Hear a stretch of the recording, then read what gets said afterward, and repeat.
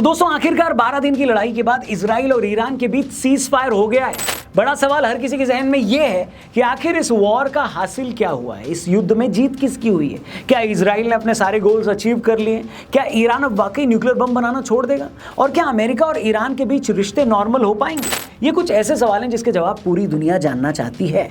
हम कोशिश करेंगे अगले कुछ मिनटों में 12 दिन की इस लड़ाई के एक एक एंगल की जानकारी आपको दें। वीडियो पसंद आए तो इसे अपने दोस्तों से जरूर शेयर करना और चैनल को भी सब्सक्राइब करना। सबसे पहले बात करते हैं सीज फायर की। तो हुआ ये कि 24 जून की सुबह अमेरिका के बड़बोले राष्ट्रपति अमेरिकी social media handle truth social पर उन्होंने लिखा कि आखिरकार इजराइल और ईरान में सीज फायर हो गया है। ट्रंप ने इजराइल और ईरान दोनों देशों का एक तरह से मजाक उड़ाते हुए लिखा कि ये दोनों देश एक साथ मेरे पास आए और बोले कि हमें पीस चाहिए। मैंने कहा इससे अच्छी बात मिडिल ईस्ट के लिए और क्या हो सकती है।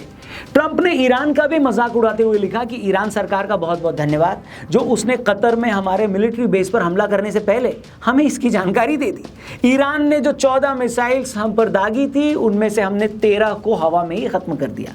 एक मिसाइल जो रास्ता भटक गई थी उसे हमने नहीं मारा और वो अपने आप नीचे गिर गई। ऐसा लिखकर एक तरीके से ट्रंप ने यह प्रूव करने की कोशिश की है कि हमारे सामने ईरान की कौनो औकात नहीं है। उसने सिर्फ दिखावे के लिए हम पर अटैक किया था लेकिन हमने उस अटैक की हवा निकाल दी। ये ट्रंप बोलना चाह रहे थे। इसके बाद ट्रंप ने कुछ और बकवास की और ये लिखा कि अब इन दोनों देशों के बीच सीज फायर हो गया। लेकिन तभी अमेरिका के ही एक बड़े न्यूज चैनल CNN ने ट्रंप के इस झूठ की पोल खोल दी। CNN ने एक डिप्लोमेट के हवाले से बताया कि ईरान और अमेरिका में ये सीज फायर करवाने में कतर के शेख का बड़ा रोल रहा है। खबर यहां तक है कि जो ट्रंप ईरान और इजराइल में सीज फायर करवाने का दावा कर रहे हैं, खुद उस ट्रंप ने कतर में अमेरिकन बेस पर ईरानी हमलों के बाद कतर के शेख से रिक्वेस्ट की थी कि अमेरिका और ईरान में सीज फायर करवा दो। जिसके बाद कतर के प्राइम मिनिस्टर शेख मोहम्मद अल थानी ने ईरानी हुकूमत से बात की। ईरान ने जब इस पर अपनी रजामंदी दी तब जाकर ये सीज फायर पूरा हुआ है। मगर ट्रंप तो ट्रंप है, उन्होंने खुद ही सोशल मीडिया पर जाकर ढिंडोरा पीट दिया कि हमने सीज फायर करवाई है। लेकिन ट्रंप के सीज फायर के अनाउंसमेंट के कुछ देर बाद ईरान ने यह साफ कर दिया है कि हमने ऐसे किसी सीज फायर पर साइन नहीं किया है। इसके बाद इजराइल ने बताया कि ट्रंप की इस पोस्ट के बाद ईरान की तरफ से इजराइल पर 6 बैलिस्टिक मिसाइल्स दागी गई हैं। इनमें से कुछ मिसाइल्स इजराइल के रेजिडेंशियल कॉम्प्लेक्सेस में गिरी हैं। जिस टाइम हम ये वीडियो बना रहे हैं दोस्तों, तब तक उस अटैक में 5 इजरायली लोगों की मौत हो चुकी थी। पूरी बिल्डिंग ताश के पत्तों की तरह भर-भरा कर नीचे गिर चुकी थी। मलबे से लोगों को निकाला जा रहा था। मगर इससे पहले इजराइल इस हमले का जवाब देता, तब तक ट्रंप ने एक और पोस्ट करके लिख दिया कि अब सीज फायर लागू हो चुका है। मैंने दोनों देशों से मैं ये कह रहा हूं कि कोई भी इसका वायलेशन न करे। बस फिर क्या था। इसके बाद पहले नेतन्याहू के ऑफिस की तरफ से पोस्ट आई और फिर इजरायली आर्म फोर्सेस की तरफ से भी पोस्ट आ गई। दोनों ने जो स्टेटमेंट इशू किया है उसमें साफ लिखा है कि हमने इस ऑपरेशन में जो भी सेट टारगेट्स थे वो अचीव कर लिए हैं। हमने ईरान के न्यूक्लियर साइट्स को तबाह कर दिया है, ईरान के न्यूक्लियर साइंटिस्ट को मार दिया है, उनके मिलिट्री कैपेबिलिटीज को बर्बाद कर दिया है। बावजूद इसके हम पूरी तरह से अलर्ट मोड पे हैं। ये किसने बोला? ये इजराइल ने बोला। अगर ईरान की तरफ से कोई भी बदमाशी की गई तो इजराइल इसका करारा जवाब देगा। फिर ईरानी मिलिट्री की तरफ से भी स्टेटमेंट आया जिसमें उन्होंने कहा कि हमने यहूदी सरकार से लड़ने में जो ताकत दिखाई है उसने हमारे दुश्मन को इस सीज फायर के लिए मजबूर कर दिया है। ये इस्लाम की ताकत है। और उन्होंने आगे ये भी लिखा कि अगर इजराइल ने किसी भी तरह का एग्रेशन दिखाया तो उसको इसी तरह का करारा जवाब दिया जाएगा। सीज फायर की इस अनाउंसमेंट के बाद जब डोनाल्ड ट्रंप से ये पूछा गया कि ये सीज फायर कब तक रहेगा तो उनका जवाब था हमेशा के लिए। और अपने आप में बड़ा सवाल ये है दोस्तों कि क्या सच में अब ईरान और इजराइल में परमानेंट सीज फायर हो गया है? क्या ये दोनों देश आपस में कभी नहीं लड़ेंगे? इससे पहले कि इन तमाम सवालों के एक एक करके जवाब दें, आप हमारे TRP चैनल को भी जरूर सब्सक्राइब करना। डिस्क्रिप्शन और पिन कमेंट में द रौनक पॉडकास्ट चैनल का लिंक दिया है। हमारे लेटेस्ट पॉडकास्ट को जरूर देखना, सीखने लायक बहुत सारी बातें। फिलहाल वीडियो में आगे बढ़ते हैं। देखिए 11-12 जून को जब इजराइल ने 100 से ज्यादा एयरक्राफ्ट के साथ ईरान पर हमला किया था तो पूरी दुनिया हिल गई थी। पहले दिन के हमले में इजराइल ने ईरान के 6 न्यूक्लियर साइंटिस्ट, ईरान मिलिट्री की पूरी टॉप कमांड और ईरान के तीनों न्यूक्लियर साइट्स पर हमला कर दिया था।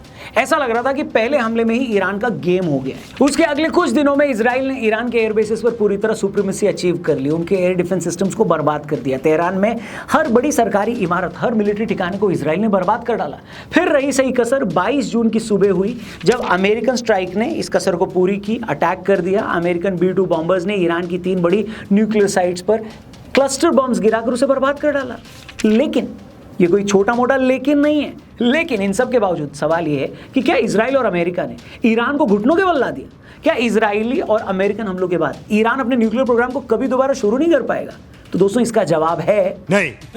दरअसल अमेरिका और इजराइल के ईरान पर अटैक करने की सबसे बड़ी वजह यही थी कि ईरान चोरी छिपे न्यूक्लियर बम बना रहा है और दोनों देश उसे ऐसा करने से रोकना चाहते थे। मगर खुद अमेरिकन एक्सपर्ट्स ये दावा नहीं कर रहे हैं कि अमेरिकन अटैक के बावजूद फॉर साइट्स पूरी तरह बर्बाद हो चुकी है। ईरान तो ये बोल ही रहा है कि हमारा सारा इंफ्रास्ट्रक्चर इंटैक्ट है, हमने जरूरी कंपोनेंट्स को पहले ही वहां से मूव कर दिया था। और यही सबसे बड़ा सवाल है कि ईरान के जिस न्यूक्लियर प्रोग्राम के लिए अमेरिका और इजराइल ने उस पर हमला किया था, अगर वो पूरी तरह से सलामत है या यूं कहें कि उसे बनाने के लिए ज़रूरी सारी चीज़ें अब भी ईरान के पास मौजूद हैं, तो फिर इजराइल को इस अटैक से मिला क्या? दूसरा सवाल यहीं पर यह आता है कि अगर इजराइल और अमेरिका दोनों ही श्योर नहीं है कि उन्होंने ईरान की न्यूक्लियर साइट्स को बर्बाद कर दिया, तो फिर इतनी जल्दी ये सीज फायर क्यों, ये लड़ाई खत्म क्यों कर दी गई? क्या ये सच है, जैसा कुछ लोग दावा कर रहे हैं, कि ईरान ने इस लड़ाई में जिस तरीके से पलटवार किया उसकी उम्मीद अमेरिका और इजराइल दोनों को नहीं थी? ईरान ने 12 दिन की इस पूरी लड़ाई में 400 से ज़्यादा बैलिस्टिक मिसाइल्स इजराइल पर लॉन्च की थी।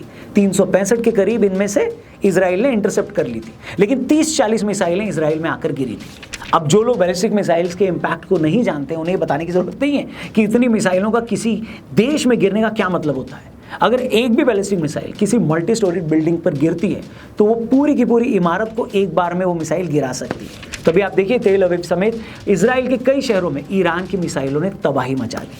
अब आप पूछेंगे कि भाई इजराइल ने तो ईरान में ज्यादा नुकसान पहुंचाया है, तो डरना तो ईरान को चाहिए था, फिर इजराइल में इतना पैनिक क्यों हो गया? इसे आप ऐसे समझो ना कि इजराइल में एक इलेक्टेड गवर्नमेंट है, वो फर्स्ट वर्ल्ड कंट्री में आता है, और किसी भी फर्स्ट वर्ल्ड कंट्री में इस तरह मिसाइलों का घरों पर गिरना, लोगों का मरना कोई नॉर्मल बात नहीं है। ऐसे हर एक हमले के बाद पब्लिक प्रेशर भी बढ़ता है, पॉलिटिकल प्रेशर भी बढ़ता है। दूसरा पॉइंट, ईरान के हमलों के बीच ये खबरें भी लगातार आ रही थी कि इजरायली एयर डिफेंस सिस्टम के पास ऐसे हमलों को रोकने के लिए सिर्फ कुछ ही दिनों का असला बचा है। दूसरी तरफ ईरान लगातार ये क्लेम कर रहा था कि भाई हम तो 2 महीने से 6 महीने तक की लड़ाई का माल लेकर बैठे हैं।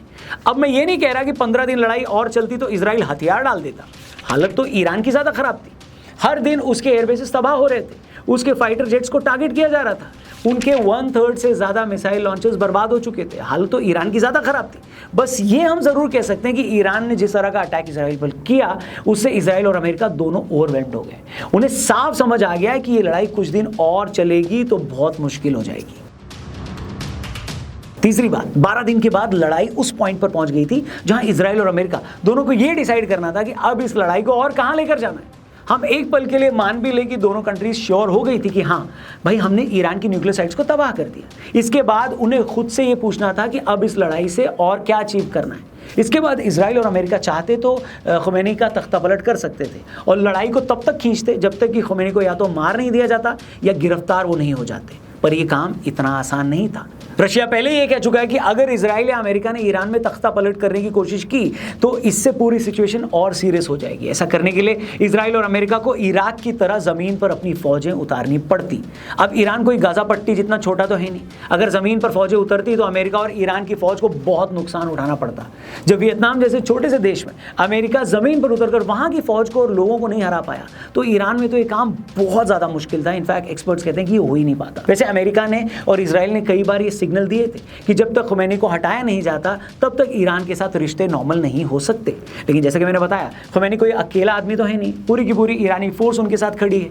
उनके तख्ता पलट से पहले बहुत ज़्यादा खून खराबा करना पड़ता और इसके लिए इजराइल और अमेरिका दोनों तैयार नहीं थे। इजराइल को हर दिन ईरानी मिसाइलों को इंटरसेप्ट करके गिराने में $300 मिलियन खर्च करने पड़ रहे थे। ऊपर से अगर ईरान स्ट्रेट ऑफ हॉर्मुज़ को ब्लॉक कर देता तो पूरी दुनिया में तेल के दाम बढ़ जाते। ये बात व्यापारी ट्रंप को हरगिज कबूल नहीं होती। वॉर में कितना खर्चा होता है आप इसका अंदाजा इसी बात से लगाइए कि ईरान में न्यूक्लियर साइट्स पर बम गिराने के लिए यूएस ने जिन B-2 बॉम्बर्स को भेजा था, उन 7 बॉम्बर्स को यूएस से ईरान तक आकर जाने में 320 करोड़ रुपए से ऊपर का खर्च आया। और ये हम सिर्फ एयर फ्यूल की बात कर रहे हैं, इसमें उन बमों की कॉस्ट तो जोड़ी नहीं गई है। इसलिए इन दोनों मुल्कों को लगा कि भाई अभी के लिए ईरान को इतना सबक देना ठीक है और खुमैनी को हटाने का प्लान अभी टाल देना चाहिए। इजराइल और अमेरिका तो क्लेम कर रहे हैं कि उनके जो टारगेट्स थे उन्होंने अचीव कर लिए हैं, पर सवाल ये है कि अब ईरान क्या करेगा? क्या सच में ईरान अमेरिकन प्रेशर में न्यूक्लियर बम नहीं बनाएगा? तो इसका भी जवाब है नहीं। बल्कि इस 12-13 दिन की लड़ाई में ईरान को अच्छे से समझ में आ गया कि भैया अगर हमें सर्वाइव करना है तो जल्द से जल्द न्यूक्लियर बम बनाना ही होगा। इसलिए ईरान न्यूक्लियर बम बनाने के अपने काम को और तेज कर देगा और कोई हैरानी नहीं होगी कि इस काम में रशिया और चीन पर्दे के पीछे खुलकर उसकी मदद करेंगे।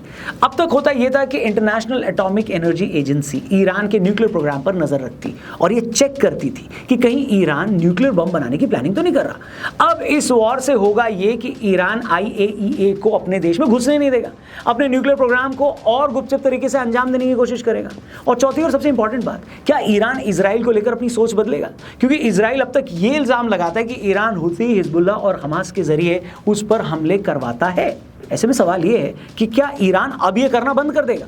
तो इसका भी जवाब है नहीं, बिल्कुल नहीं। हालांकि इजराइल ने हमास और हिजबुल्लाह को लगभग खत्म कर दिया है, लेकिन इस बात की पूरी उम्मीद है कि ईरान इन प्रॉक्सीज के जरिए इजराइल को लगातार लड़ाई में उलझाकर रखेगा। तो एंड में सवाल ये है दोस्तों कि अगर ईरान अपना न्यूक्लियर प्रोग्राम भी जारी रखेगा, वो इजराइल के खिलाफ प्रॉक्सी वॉर को भी हवा देता रहेगा, तो इन 12 दिनों की लड़ाई में इजराइल और अमेरिका को मिला क्या? इस पर हम इतना ही कह सकते हैं दोस्तों कि इजराइल उन देशों में से है जो अपने दुश्मन से 10 कदम आगे की सोच रखता है। कहने को तो दोनों देशों में सीज फायर हो गया है, लेकिन मैं ये नहीं मानता कि ये लड़ाई कभी खत्म होगी। ये सीज फायर भारत और पाकिस्तान के सीज फायर जैसी ही है। दोनों देश अब भी अलर्ट मोड पे हैं। इजराइल एक सेकंड के लिए भी ईरान से नजर नहीं हटाएगा। दूसरी तरफ ईरान भी जल्द से जल्द चोरी छिपे न्यूक्लियर बम बनाने की कोशिश करेगा। मतलब कोई भी साइड झुकने वाली नहीं है, इसलिए कोई हैरानी नहीं होगी कि अगर बहुत ही जल्द ये लड़ाई किसी और फॉर्म में हमें देखने को मिले।